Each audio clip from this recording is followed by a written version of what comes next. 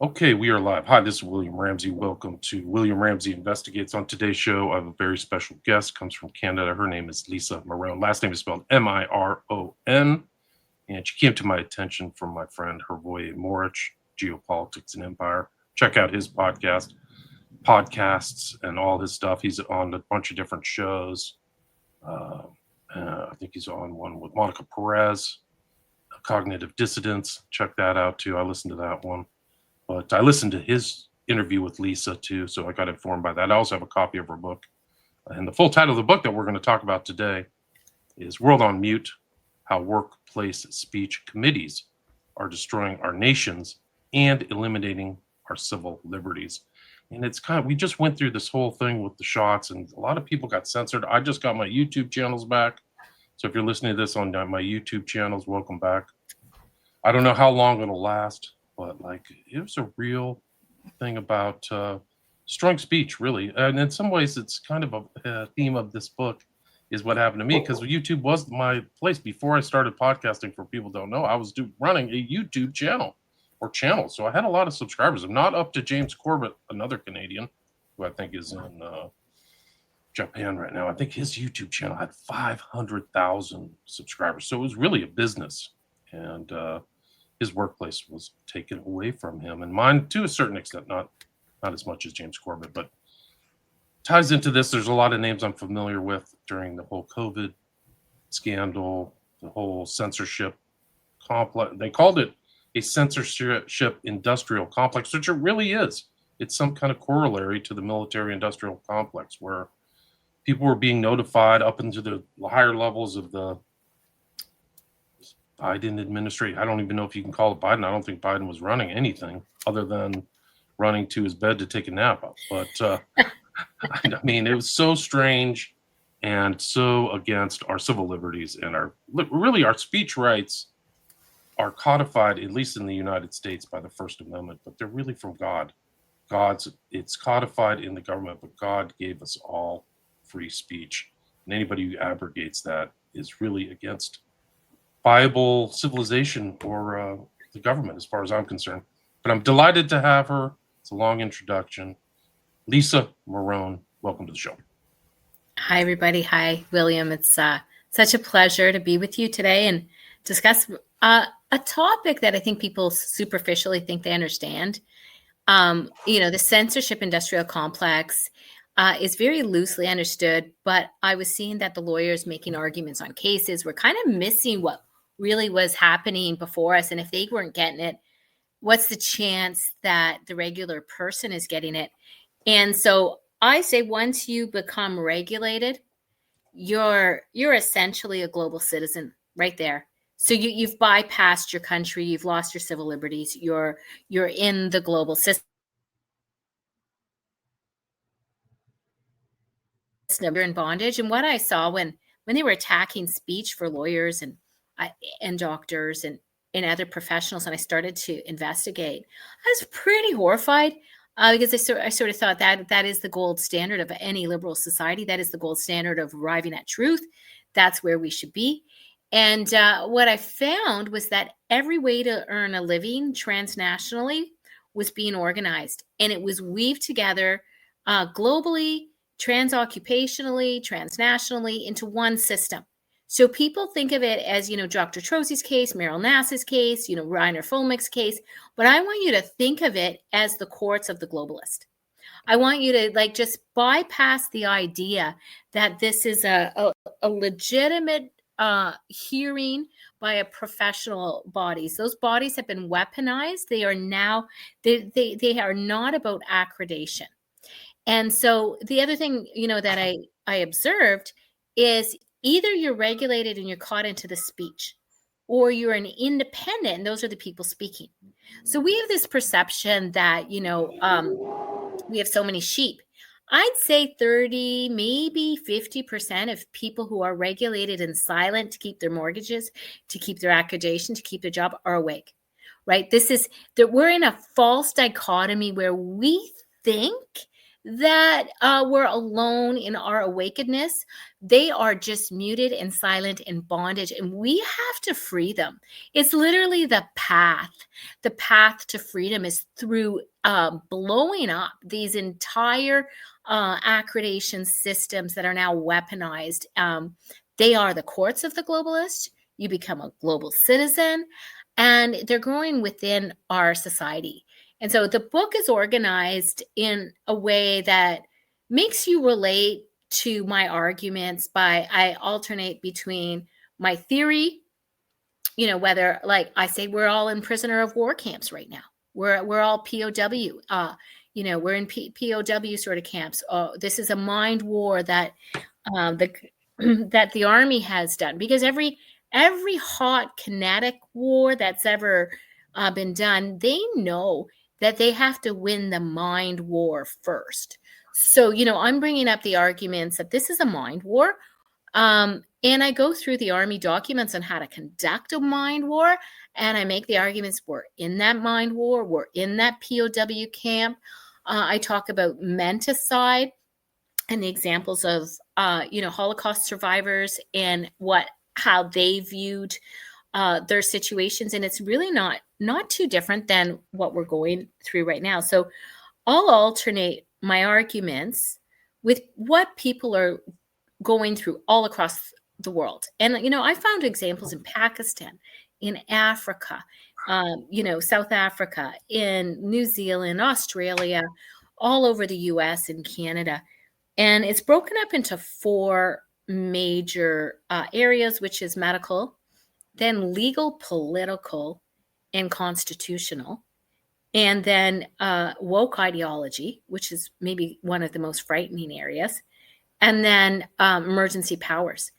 And what I argue too is the censorship industrial complex, which I show how deeply planned it is, and how the platforms were practicing as early as 2017 censorship, and they were doing monthly meetings, and I have those meetings in there. So the censorship and how it was going through was in lockstep. The speech committees are in lockstep, and these are essentially going to work with social credit, and that's in lockstep. So we can review which of the 4 areas you're most interested in, or go through them systematically.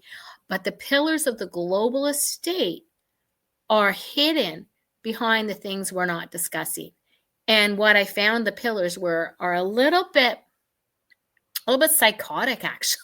There's absolute psychos have put together our world. So that's my introduction to the book. And I'm a lawyer of 26 years now. And I have a Bachelor of Science in Environmental Science with a minor in chemistry, and a Master's of Law in Conflict of Interest. And I ran my firm and sued the government quite a lot, including in the first SARS case. So that's my background. Wow. Amazing stuff. Like, amazing events happened just so recently, like within the last 5 years. It's really an incredible event, like, and how pervasive it was, like this global rollout you mentioned in all these different countries. But you have a lot of like individual cases. You mentioned people, and it's still happening, guys. This guy, Reiner Fulmick, if you don't know, he did like a citizen's inquiry on the whole COVID situation, and then put him in jail and trumped up charges. Like, it's literally an Assange job as far as I'm concerned. And so and the impacts are financial impacts on me, like I stated at the intro, or James Corbett, for example. These are just 2 instances. The vast amount of people had like their careers and things like halted by all this stuff. And you're right, it's a global coup. And I think you're right. I think that but it, like you said, the mind war, it's psyop to mind war. Like it's almost like Michael Aquino's type stuff. Like, it's really incredible. Like, I think they won the battle for the brain, or battle for the mind, like some of these CIA doctors talk about. There's literally a book titled Battle for the Mind by, I think, Sargent or something like that. And it ties into Huxley and things like that. Yeah, it does. And I actually have a chapter on the Masons and how the Masons were really integral and in the COVID psyop. And the background on that is, put everybody in a secret society, right? Who's a professional, right? And then use their vocabulary in the psyops. So on my chapter on the Masons, if you don't know, a lodge mandate is something that you have to adhere to. So there's two types of mandates. There's the mandate from the poo-ha of your lodge, and then there's the mandate from the lodge itself. And you have no ability to deviate from a quote mandate. So by using the language mandate, anybody in these professional societies who are locked into also the secret societies, they're using their language to coordinate behavior. And so, there's the veiled hand, right, which is one of the symbols, and it's supposed to be a conspiracy theory, but I looked it up and found the photos. Fauci comes out on his first meeting with his veiled hand, and you just have to look at all those photos in Hollywood and the Kabbalah with their veiled hands, and that's a signal that it's a Masonic operation, or it's a coup by someone occupying the Masons, right? And so then it's a coup by either the Masons or someone occupying their symbols. If I can find their symbols and I can find, the language of mandate, and that chapter also is called The Vulgar and the Profane. That's us, the non-secret society members. We're known as the vulgar and the profane. And so they view themselves as more endowed with knowledge and special knowledge, Gnostic knowledge. And so they're better equipped to go through life because of that relationship. And then there's the notion that anyone who crosses the Masons or leaves the Masons will be hunted and pursued for all of their life, right? And that is simply now what the professional bodies and speech committees have become.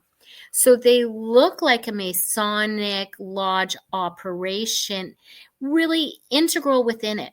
So this, I would say if you're going after me for my speech, and my speech is actually even true beyond the fact that I should be able to speak, that it seems odd that you're going after my accreditation. But that is exactly what they're groomed to accept once they enter a Masonic society or a secret society. So there's all kinds of arguments within here that break apart the operation, the censorship operation, to show it's really one big world linked operation. That's what's incredible. And it goes up, it's like an externalization of the secret society hierarchy or something. Like it's externalized into all that stuff and people don't see it. That's the whole behind the curtain kind of thing that people don't understand, is there's literally some occultists or somebody in the Masons that are attached to King Charles III and all these other aristocratic families pulling the levers on all this stuff. And so all these other people in the front. But yeah, Fauci's kind of like was that giveaway.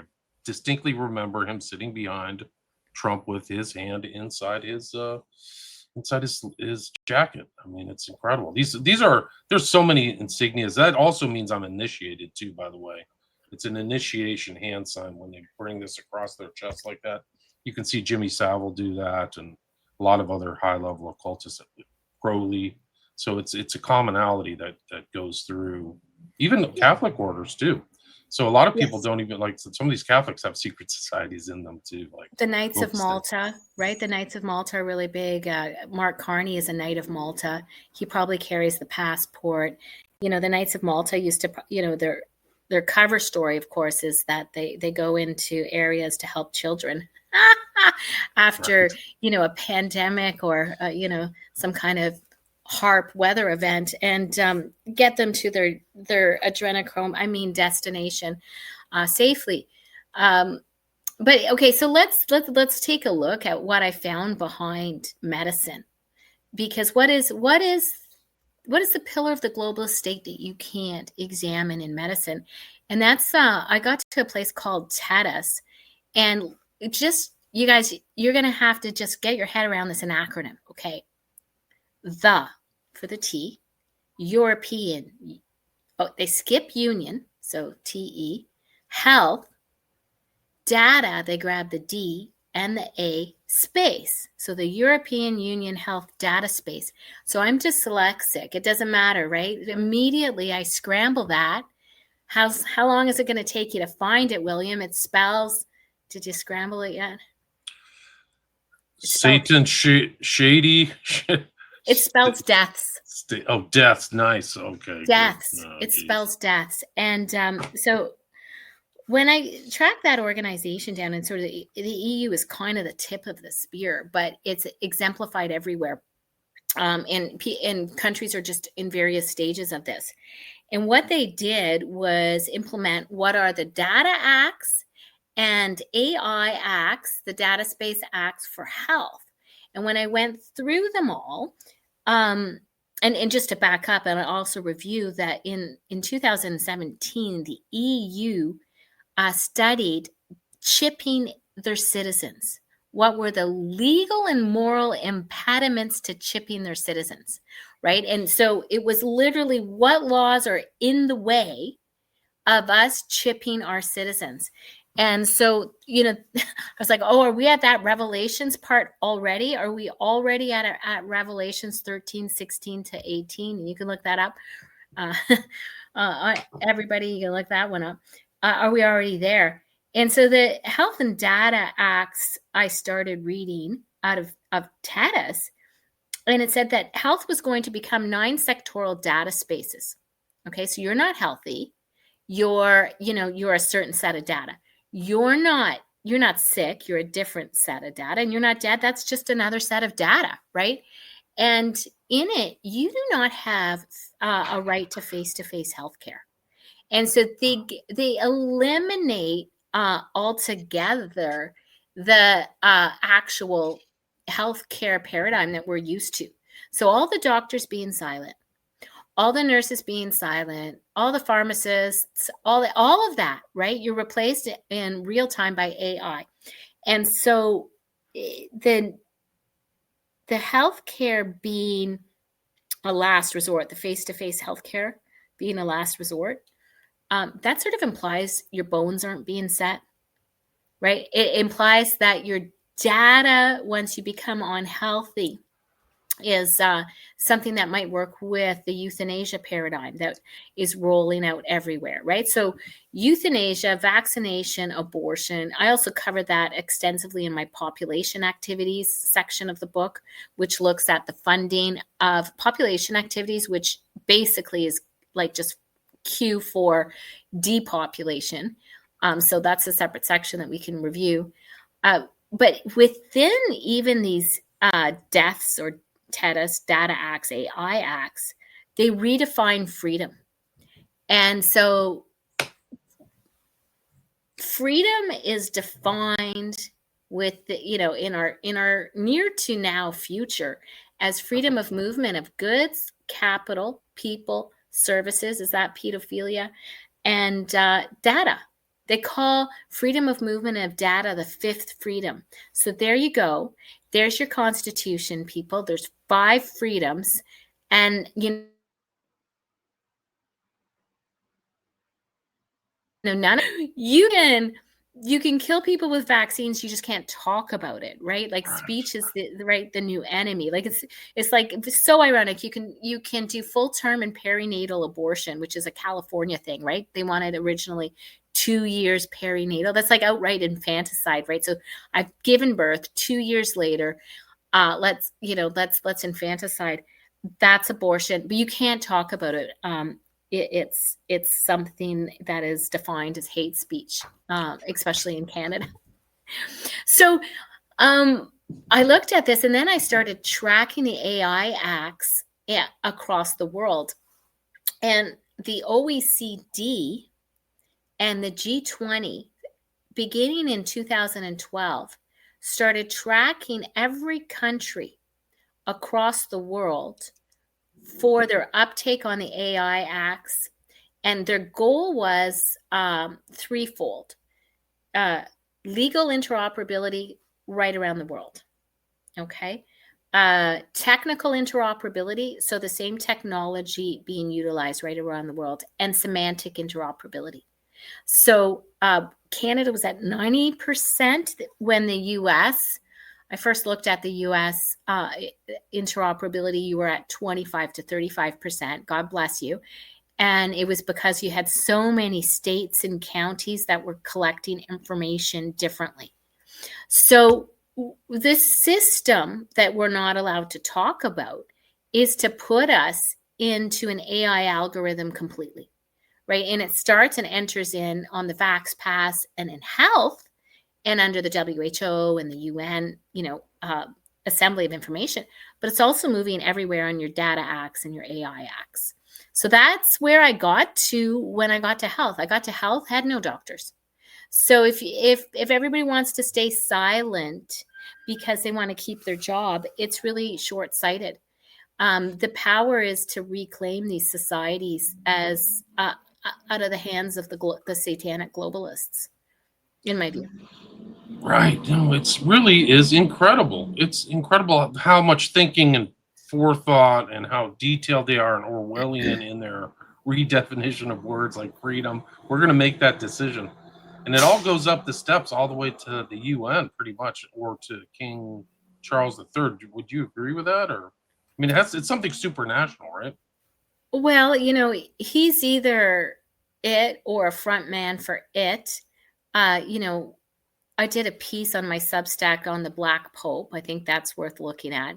The Rothschilds are managing the Vatican Bank, and does it go all the way to King Charles? Is King Charles just one of the many puppets in this system? He's a front face. Like, is he a Klaus Schwab front, or is he a deeper state actor? So I do so many publications. You're going to have a hard time finding the Black Pope, but if you search the Black Pope, you should be able to find it. Yeah, I don't know if I agree who actually is pulling the levers. I think it's probably the 13 families, the 13 original families. There's also an organization called skull.org, SKOLL. They do these funny spellings. And that organization, I think, is the deeper WEF organization. So you have the people that go to Skull are doing the deeds, and they're more hidden, right?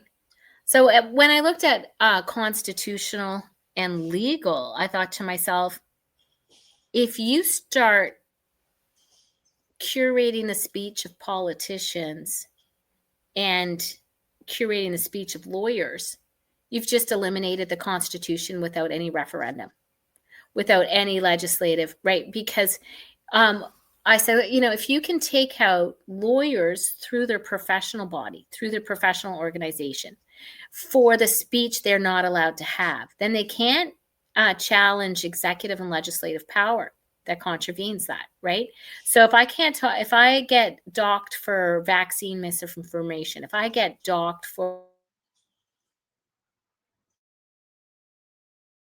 transgenderism, right, then I'm out. And then so by using this rogue power that has nothing to do with the founders of the Constitution, we're eliminating the Constitution. And I thought, okay, your worst version of this legal argument would be in pleading speech that you can't even ask for. And so in my book, that's what I found. I found that what you put in your pleadings itself was being utilized, right? And so for people who don't know what a pleading is, it's your statement of claim before the court, asking for relief, your injunction, asking for relief. So a rogue power can kneecap all the lawyers who would place access of power in the executive and legislative branch.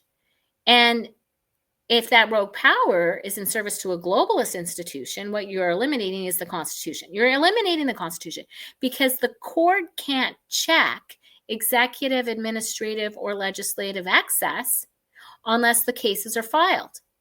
So what you have is an optical illusion of our constitutions in constitutional societies. And no one's making these arguments. These are arguments that I'm assembling, and people are treating this as like, oh, Dr. Trozzi's case, or, they're not seeing it as a one beast system. This is one beast with multi-hydra heads, and we got to take it down. It's the courts of the globalists. So unless you want to be a total globalist, you got to take down the system. And most people speaking right now are outside the system. They're independent farmers, they're independent businessmen, they're podcasters.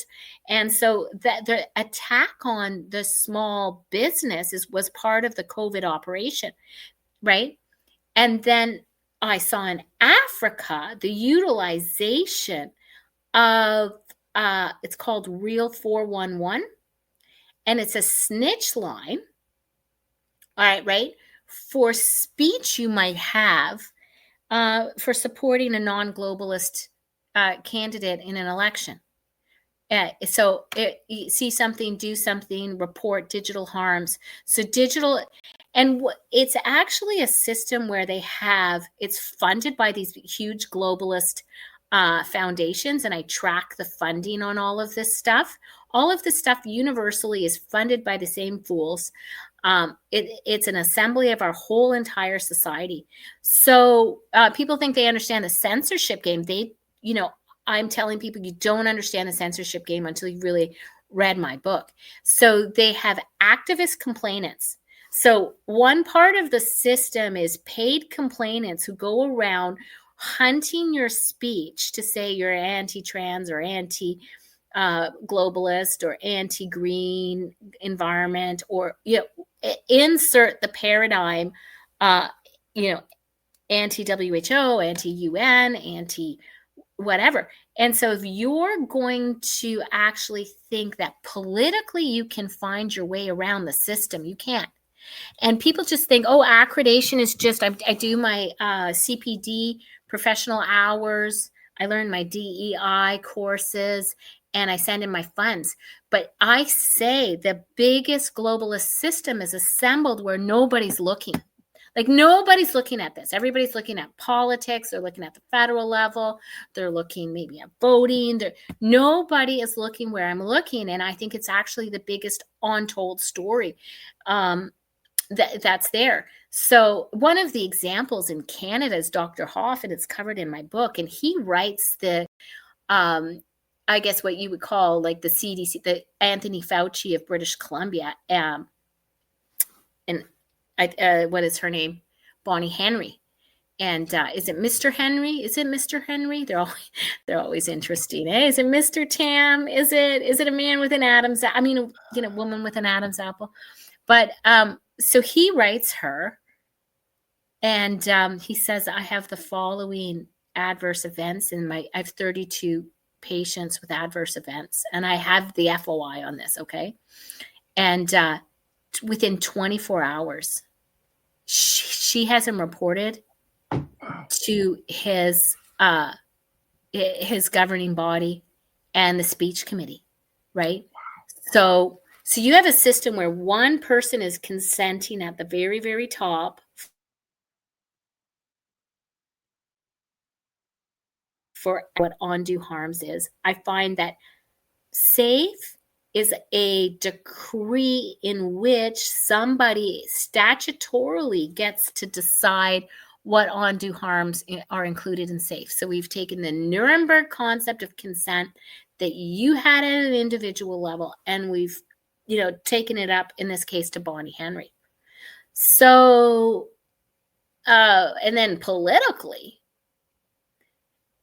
the issue that I found was the best example is Lisa Robinson in Canada.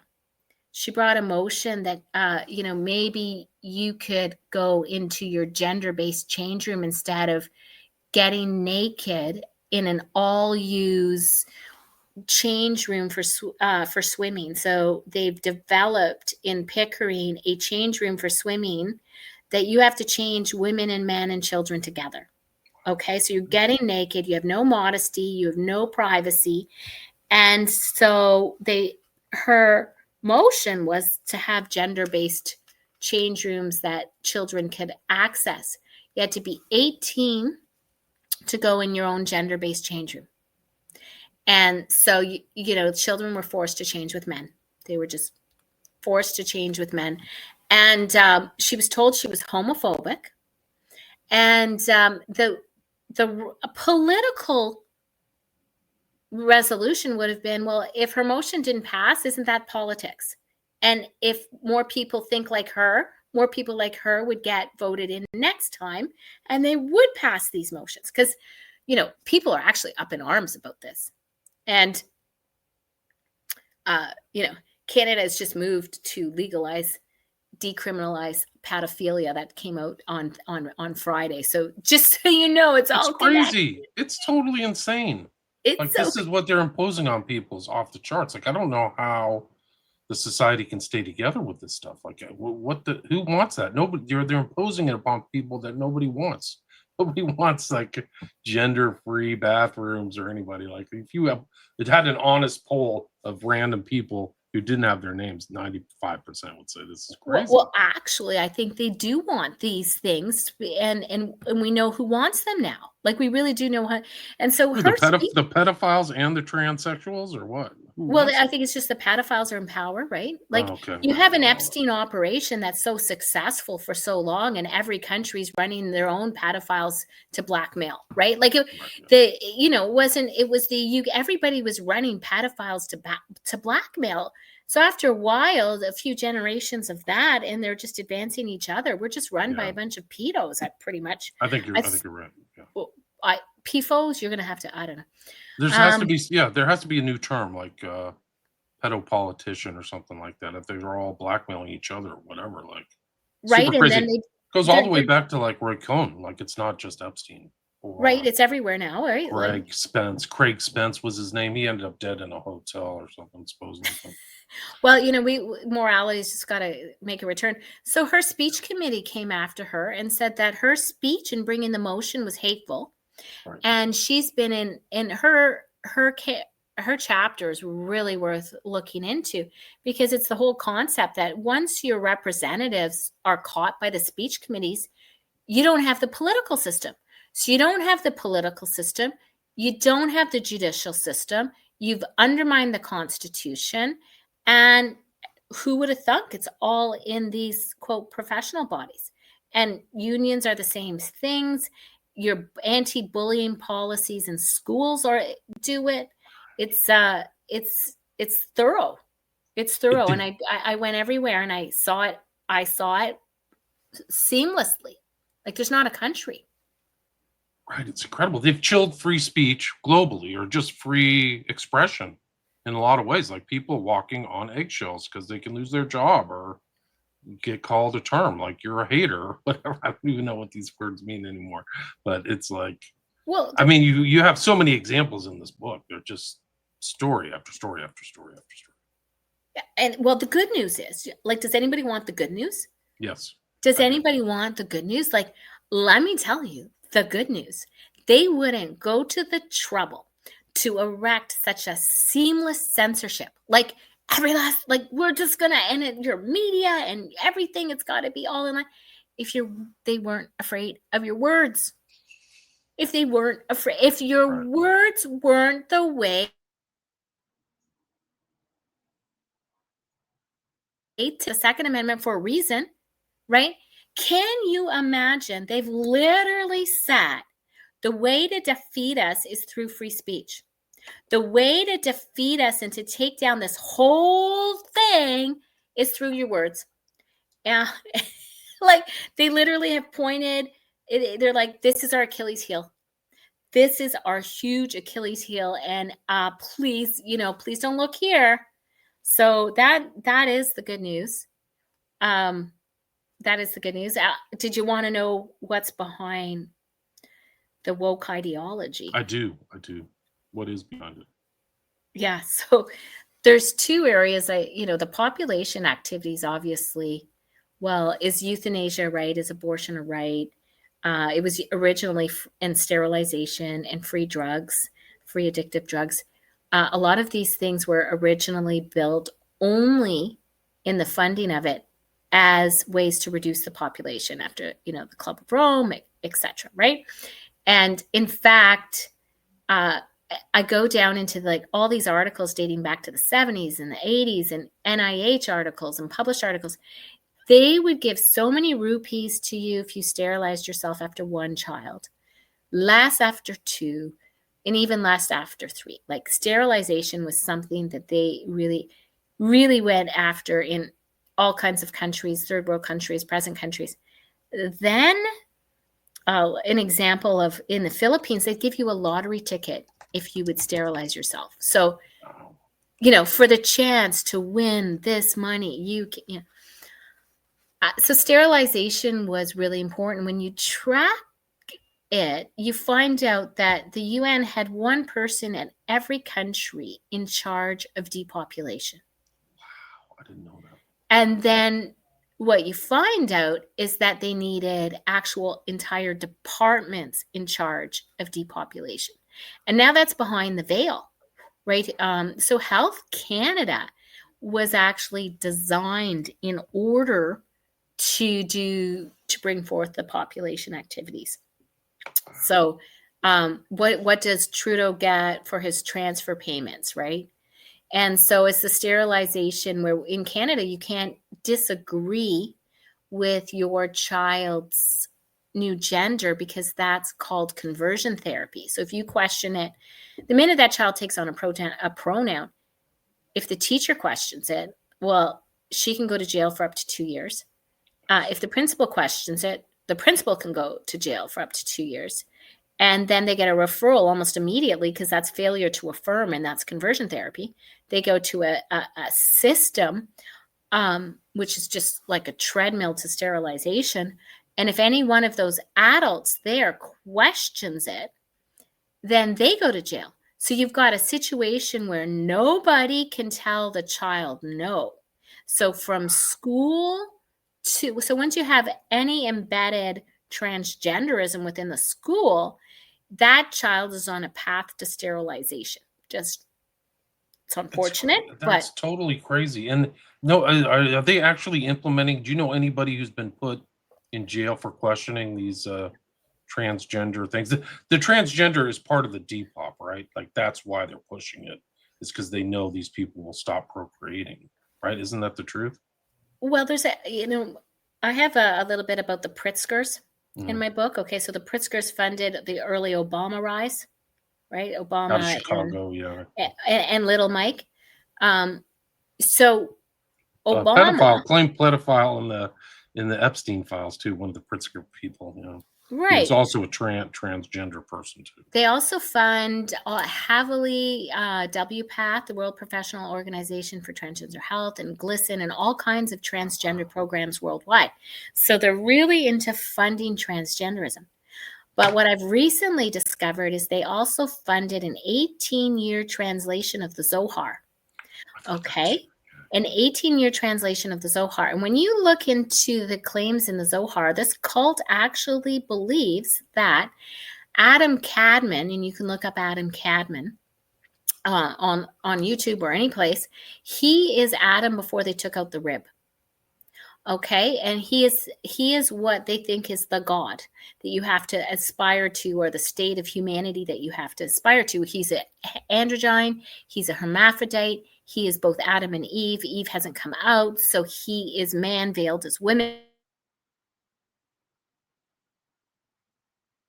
It's unbelievable. And this is like, I hope Jewish people take a look at this, because they believe that their Messiah won't come until all the chosen people are transgender, right?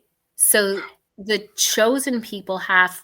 So do you want, if there is an elite governing society that believes your cisgendered body and your child's cisgendered body is in the way of a Messiah coming, it's it's off the chart, Yeah. just like something ding, ding, ding, ding that we're not allowed to say. It's off the chart. It's like it's mass sterilization by chosenness, right? Chosen. Yeah. Like it's so demonic. Yeah, It's it's so demonic. demonic. Yeah. It's so demonic. It's So that it's a different definition. These are all different redefining terms, though. Like people think like chosen or whatever. It's still an issue today, but like their version of chosen is not maybe what Christians think it is. It's definitely different. well, It's no, but even I have lots and lots of very good close Jewish friends.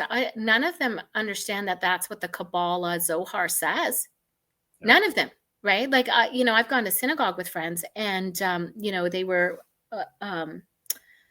Reform, I guess, and you didn't even know what the rabbi was saying they're just chanting and everyone's talking and it's this long service, but there's nothing that you actually take back from that service and understand.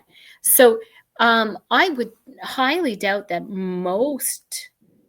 the average Jew has no idea that the Zohar thinks they need to be sterilized in order for the Messiah to come, and that so the belief is that they will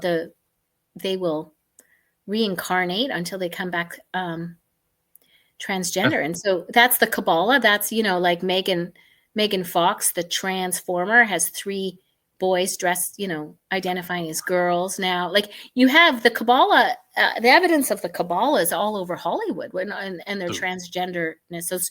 So the Pritzker Kabbalah bracelets, the red bracelets, Kabbalah. There's a Kabbalah center right in the center of Hollywood too. I drive by it all the time. Right. So the Pritzkers are funding transgenderism and believe by hook or by crook, their Jewish friends and neighbors all have to be transgender for the Messiah to come. It's frightening. And like recently, I'm exposing this thing called Cosmo the cow. Came out of California. Do you know anything about him? I'm afraid, but tell me about it. Yeah, tell me about it for sure. They, you're XY, I'm XX. You're male. Your Cosmo the cow has what they did with him was the Y gene has SRY on it, and SRY encodes for male. Okay, so they took that SRY and also put it on the X. So then you have Cosmo the cow bull. Okay, he gets his little zygote blastocyte goes into the cow, and he gets big, right? And he's XSRY, YSRY. So that when he has calves, this is what they said in the documentary, and I'm researching this heavily, because wouldn't this be convenient for the Pritzkers? Wouldn't this be convenient? So they have in your grid of 4. 2 are XY male. 1 is XSRY X, and it's a female cow or a male cow. They're like together. It's a hermaphrodite androgyne cow that is sterile. And then you have a female cow that is XSRY, and she's a carrier and she's fertile. So in one generation, you've eliminated 50% of women. In your next generation, 1 in 8 would be female, right? Because instead of Cosmo mating with an XX that are clean XX, next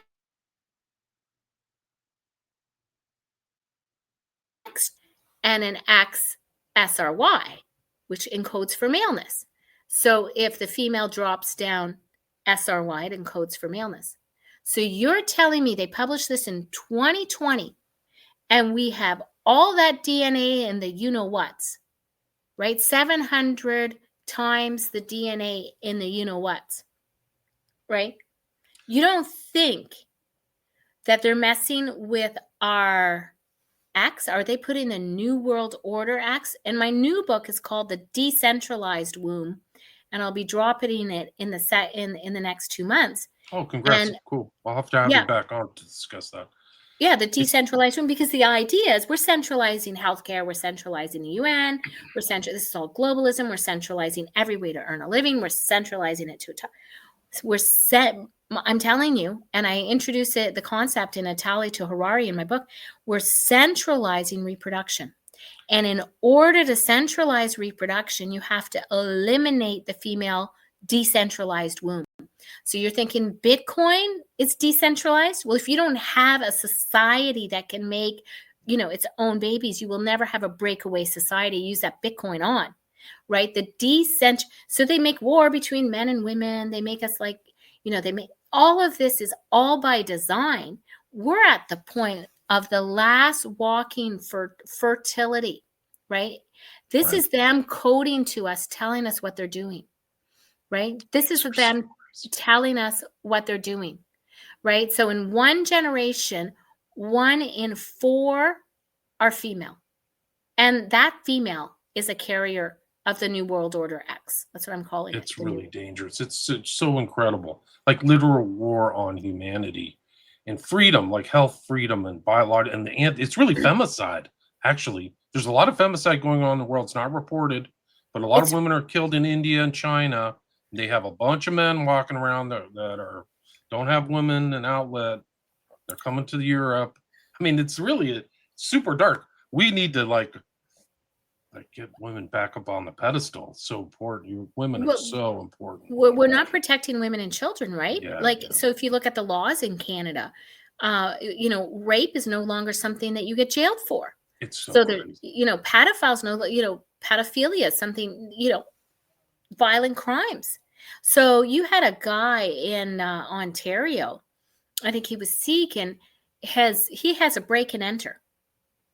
The man who breaks into the house rapes his mom. Okay, he's raping his mother. The guy shoots the guy raping his mother. He gets arrested for murder. Wow. Right. So the whole, it's insane. It's insane. It's an insane world. Everything's upside down. Especially Canada, it's worse. America still holds on to kind of there's lingering kind of culture here that's at least not maybe changed a lot in California, which has changed radically in one generation. Like it's not a totally different state and totally corrupt. Like billions are missing. Hundreds of billions actually in California alone. Nobody does anything because they're afraid to talk. They're on mute, like you said. Yeah, I would love to talk with you. Yeah, I mean, unfortunately, I have a 9:00, but I'll have to have you back. We can talk about the whole COVID fiasco too. But congrats. Say the name of your new book again that's coming out. So the book I have now that you can get, please support me. It's World on Mute. I've just done the French edition. It's Le Monde en Sourdine. And the end of the decentralized womb, we're walking front holes. We're persons that bleed. We have cervixes. The end of the decentralized womb is coming out in the next 2 months. So for women, like it's kind of like the new feminine focus has to be different than this old kind of feminism. It's something else where you revere women's role in life. Like I don't know how it got away. Like there used to be this kind of chivalry and stuff like that. I don't know. The culture changed in a really bad way towards women. But all societies succeeded on protection of their women and children. Like who went to war, right? Like you had to guard your women and children in order to have your society succeed. And so we got rid of that. And it was terrible. Bring chivalry back, guys. Open the door for women. Protect women. Protect children. Wait till women figure out that we're being told our right is to kill the baby, that they want us to eliminate because they want no more women. Right, they just don't want women.